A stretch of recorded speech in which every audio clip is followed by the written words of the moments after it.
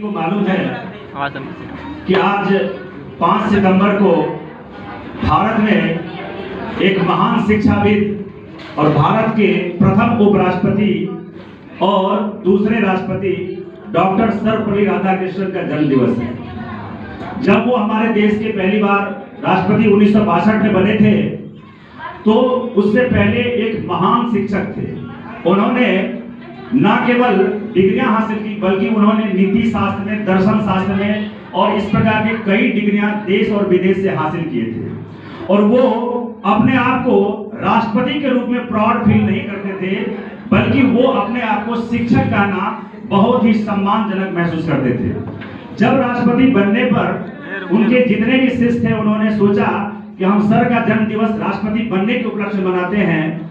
तब हमारे देश के वो महान दार्शनिक राष्ट्रपति ने कहा अपने शिष्यों से कि अगर जन्म दिवस मनाना ही है तो राष्ट्रपति के रूप में और राधाकृष्णन के रूप में ना मनेगा, बल्कि पूरे हिंदुस्तान के शिक्षक के सम्मान में ये शिक्षक दिवस बनेगा।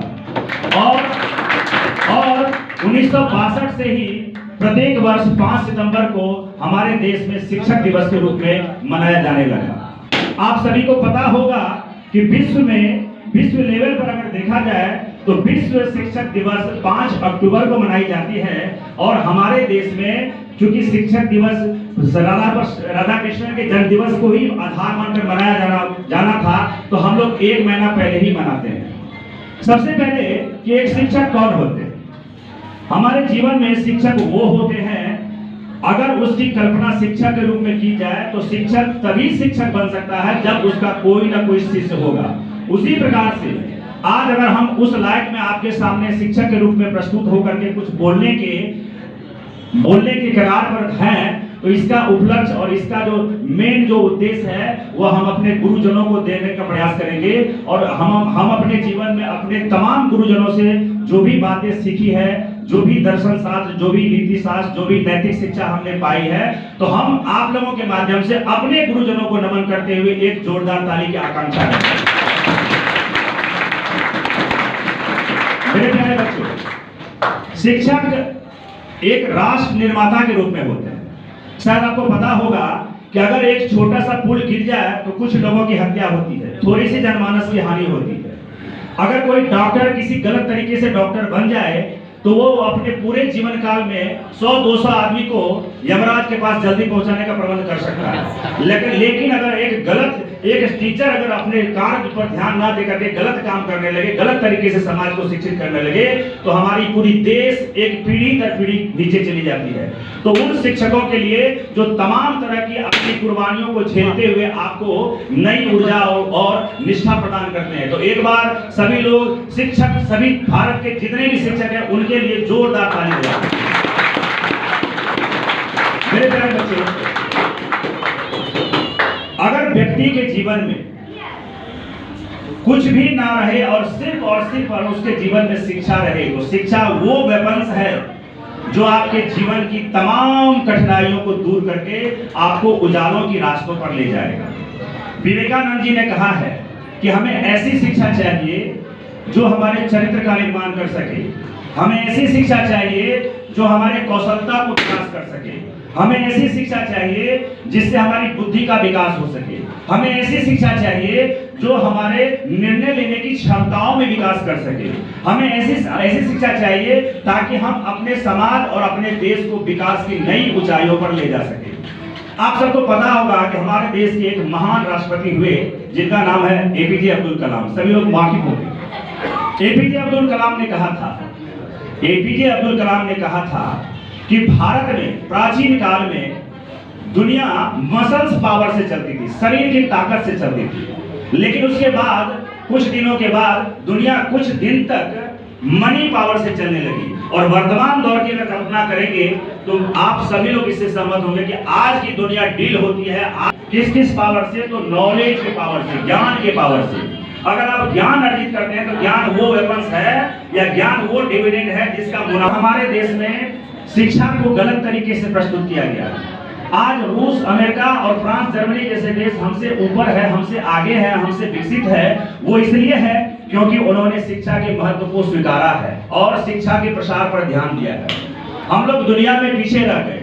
उन देशों की तुलना में हम लोग पीछे रह गए, हिंदुस्तान पीछे रह गया। जबकि आपको पता होगा कि हमारे पास शिक्षा का एक महान विरासत है। आप सभी को मालूम होगा कि नालंदा विश्वविद्यालय और तक्षशिला विश्वविद्यालय जो प्राचीन काल में भारत में थे, वो हमारे देश के शिक्षा के गौरव को बढ़ाने का काम किया था और दुनिया भर के लोग हमारे देश में शिक्षा ग्रहण करने आते थे। लेकिन आखिर ऐसा क्या हुआ? आखिर मध्यकाल आते आते हम लोगों ने शिक्षा के महत्व को कम किया और अंधविश्वास की ओर अपने आप को झोंक दिया और शिक्षा के महत्व को कम कर दिया। जो नॉलेज साइंस का होना चाहिए उसके जगह पे हम लोगों ने अंधविश्वास को चुन लिया और कारण यही रहा कि हम दुनिया के देशों की तुलना में पिछड़ते चले गए। आज हम टीचर्स के रूप में आप सभी बच्चों को कहना चाहते हैं कि आप शिक्षा को इस स्तर पे ऊंचाई पर ले जाएं ताकि शिक्षा के मार्फत से, शिक्षा के माध्यम से आप दुनिया को एक नई दिशा भी दिखा सकते हैं। मेरे प्यारे बच्चों, आपको पता होगा कि शिक्षा वो पावर है, शिक्षा वो इन्वेस्टमेंट है जिसका डिविडेंड, मुनाफा जिंदगी भर आपको मिलता रहेगा। मेरे प्यारे बच्चों, आप सभी को पता होगा दुनिया में कितने ऐसे राजा हुए, कितने महाराजा हुए, कितने ऐसे ताकतवर इंसान हुए, लेकिन आज उनमें से आप लोगों को इक्का दुक्का का नाम भी पता नहीं होगा। इतने ताकतवर शासक हुए, इतने ताकतवर राजा हुए देश में, जिसके बारे में आपको आज उसके नाम से भी आप परिचित नहीं होंगे। लेकिन क्या आप अंदाजा लगाते हैं? आप थॉमस अल्वा एडिसन का नाम सुने होंगे, जिन्होंने बल्ब का आविष्कार किया है। आपने न्यूटन का नाम सुना होगा, अल्बर्ट आइंस्टीन का नाम सुना होगा।